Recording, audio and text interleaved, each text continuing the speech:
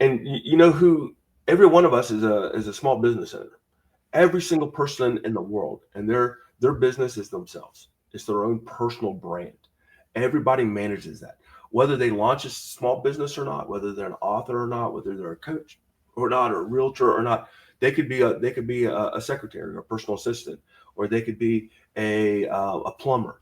But whatever it is, we all have our own personal brand that will make um, that will enable us to be successful either professionally or personally. That's the biggest thing that you got going for yourself is your brand, how people perceive you, your network of people. There's a saying that your net worth is your net work.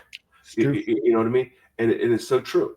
Like, for example, if you're a plumber and you've got aspirations of being the head plumber of a company or something like that, or the chief of operations at a plumbing company, and you've got a strong network of people who know that you're just the best person in the world, you're the most reliable, you get the job done over and over and over, 100% trustworthy, guess who's going to get the promotion when there's an opportunity that's popping up? You are, because of your network, because people see you for who you are. And without and buddy, I learned that lesson the hard way.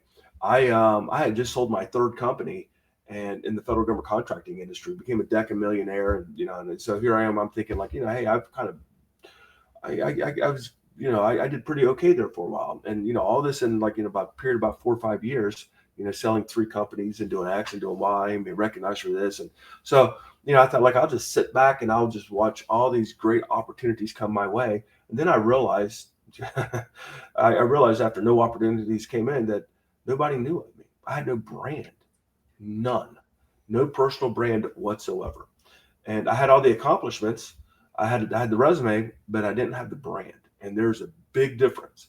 And so, like I said, we're all individual, CEOs of our own person, and You that's what know, we do. we are in our last 4 minutes here, and a thought that I was active listening, but a thought that popped into my head is like the default constraints of what we're talking about. The default constraints of personal branding